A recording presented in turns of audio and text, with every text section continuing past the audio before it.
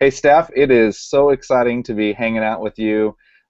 Stephanie and I go way back. We've had quite a bit of ministry experiences together, doing some consulting together and hanging out at national conferences like NYWC. And so when Jacob asked if I could do this interview, I was pumped. So, Steph, welcome. We can't say. Yes. There's some things we can't tell. That is true. But we will both be enjoying our coffee. I've got some questions for you, Steph. If you don't mind, I'm gonna just kind of start firing at you, and we can kind of have a conversation. And as questions come up for our watching audience, I would love for them to just write those in to Jacob, and he will make sure that we get them so that we can be asking those two towards the end. So, hey, give us a little framework on you. I'm looking over this way just because I have my external monitor here.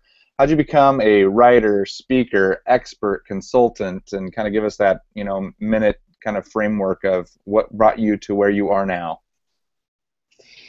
Well, what started it was I got to write a few articles back, even 20 years ago for a youth ministry magazine, and started, I've been in youth ministry since Jesus was in my youth group, but so I've been in youth ministry like 34 years now, and started writing some articles, and I began to serve a church in 2003 that was a small church. I had gone from serving with large youth groups, 200 plus kind of kids, and then I went into the ordination process within my faith tradition and started serving in a small church where there were 9 students.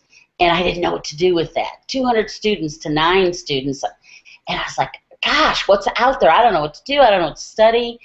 And I kind of just started asking people, and a friend of mine, Rick Lawrence, said, well, there's not much out there. Why don't you just start writing it? So I started writing it, and based on my experience with them. And then in the later 2008, I started working for an organization called Ministry Architects.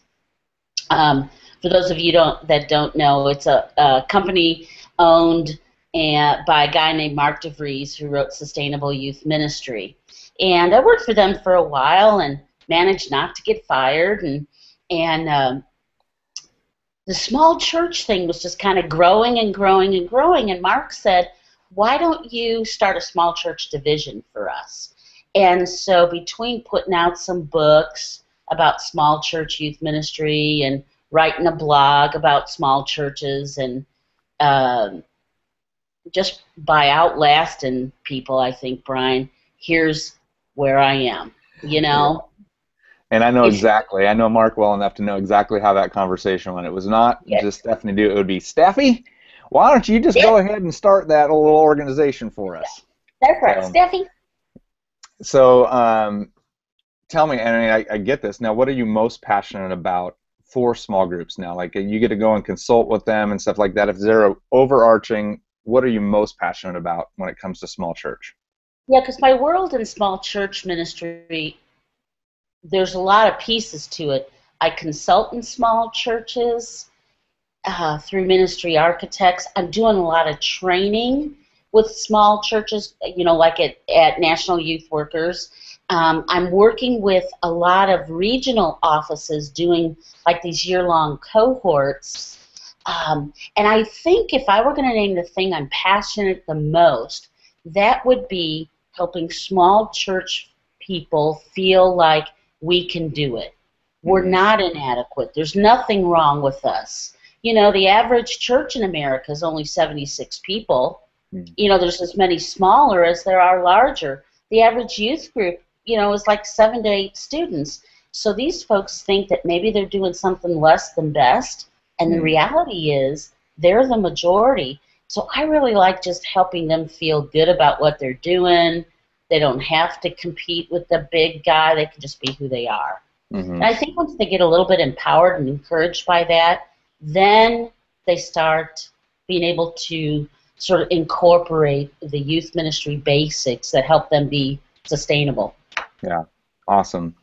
Well, Stephanie has 99 Thoughts for Smaller Church Youth Workers and also another book, Thriving Youth Ministry in Smaller Churches. And so as I've gotten to see those books, and Stephanie, when she and I connected several years ago, I let her know too, I'm passionate about small church. In fact, as a youth pastor for 17 years, the majority of my mission trips were sent into rural, smaller communities where those averages that Stephanie just named are specific to the places we went. And that, 100 people or less in the church and 10 kids in the youth group. So the question that I have for you is, thinking of those youth leaders that maybe right now are watching this live or watch it later on YouTube, when you think of that Joe or Shelley, youth group leader, volunteer in those smaller churches, what's the most common encouragement that you find yourself giving them? What a great question. Well, first of all, what I just said, that you aren't the out of the norm, you really are the norm. The second thing is, I know what I would tell them. Never, ever compare yourself to the big woo-hoo church down the street. Don't compare yourself to the church of what's happening now that's got 150 students going and blah, blah, blah. First of all, most of the time, that's a little bit of urban myth about how successful that big church down the street is. And secondly, I've done consultations in those big churches, and they've got as many problems, if not more, than the small church does. So I would say small churches, just celebrate who you are, embrace what it is you do well, don't worry about the other guy, just do the best you can, raise the bar in quality of what you can for the students you have. That makes sense? That's a good word. It's a good word, and I love watching Stephanie in situations where she's getting to encourage those youth leaders, and she's got this kind of special Mama Caro. You guys just saw come out right there, and I'm looking forward to seeing that at NYWC, National Youth Workers Convention. Stephanie's going to be both in Sacramento in October and in Atlanta for us in November. Can you give us kind of just a sneak peek at the seminar that you're going to be leading there, so that maybe those that are still picking what seminars they're going to go to would want to come to yours? Well, what we'll hit first of all is we'll go through a little bit of the numbers. Some of the numbers I just said and what's happening in averages. And the reason is because that does help them go back to their church and say, hey, we are normal. We are better than we think we are. Then the second thing I usually go through, and it's an hour and 15 minutes worth of time, so I try to cover 2 or 3 commonalities in things we all struggle with. And that is, one of them is volunteer development. Every ministry struggles with that, having enough volunteers, how to recruit them, how to manage them, how to retain them, how to get rid of them if you need to. So we look at that a little bit. And then another area I usually cover in that amount of time in a workshop is,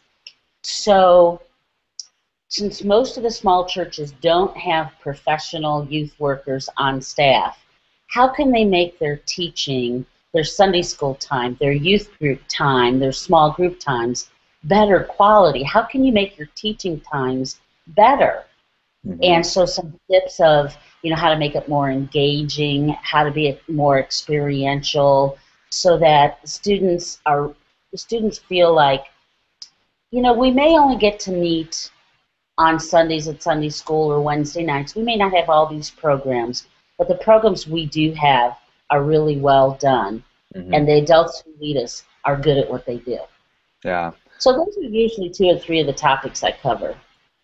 That's awesome. I saw a hunger for it just 2 weeks ago. Mark Matlock, YS president, and I were at Creation West speaking, and the majority of the youth leaders that were there were the small church youth pastors, youth leaders, bivocational. One guy I remember is a warden at the prison in Oregon, and so he's 50 plus hours, and he said, I meet with these kids on every Sunday morning, every Wednesday night, and here's the thing, I know how to love these kids, I don't know how to teach these kids. And so he's faithful in showing up, but doesn't have the Bible knowledge, background, and stuff. And the cool thing is that with everything out there in youth ministry land, there's great curriculums, but sometimes we need somebody like you, Steph, to just help us to know how to apply those curriculums, because sometimes you can get those curriculums and still not know how to do that. Will you touch on that during your seminar too? And yeah, I think we will, because one of the things that's important for people to know is how students learn best. mm-hmm. And there's still so much of not only youth ministry, but ministry across the board that's so lecture-based, but that's not how students learn. Students learn best when you engage all of their senses. And so when I let kind of folks in on the inside of what some of the statistics are about their students, and like the average student, for an example, the average 10th grader needs their teacher to switch up mediums like every 7 minutes. Mm-hmm. Because if they don't, they start tuning that youth pastor out. And maybe they're polite and know how to nod and pretend like they're listening, but they really aren't. Exactly, Brian. Oh, okay. Sorry. Oh. Hey, give us that. Give us I'll give a sneak peek for all those that are attending NYWC. You're going to see Stephanie, and not only in her own seminar, but you will see her hanging out outside of Starbucks, and there's a great one there in Sacramento, and you're going to be hanging there, and I'm going to see you, and every 30 minutes I walk by, you're going to be sitting with somebody new. Give us a sneak peek at what. No, I don't want to give any disclosure to confidentiality, but kind of what are some of the things that you find yourself doing with those one-on-one appointments? What are the people needing to hear from you? And that's my favorite. That is my favorite. Well, first of all, it's a cheap way to get people to buy me Starbucks. But I learned this from a friend of mine, Andy Brazelton, and he said one time before a big conference, he said, teachers, leaders, exhaust yourself relationally. Don't just teach your class and then go hide in your room. And so those times are for me just to sit, and really I wind up just doing more listening, and I might throw out a couple of Mama Caro ideas. I'm in love. I kind of just try to shoot it straight, and I think they walk away. I hope they walk away feeling like, okay, I've got a plan when I get home. Here are some things I need to do. And so, with those folks, sometimes maybe they just need an objective person that knows youth ministry still, that will call the spade the spade. We'll just say, hate to tell you, friend, but here's what's happening. Yeah. Or, hey, you're doing a great job to stick at it. And so I'm just kind of, that's one of my favorite things.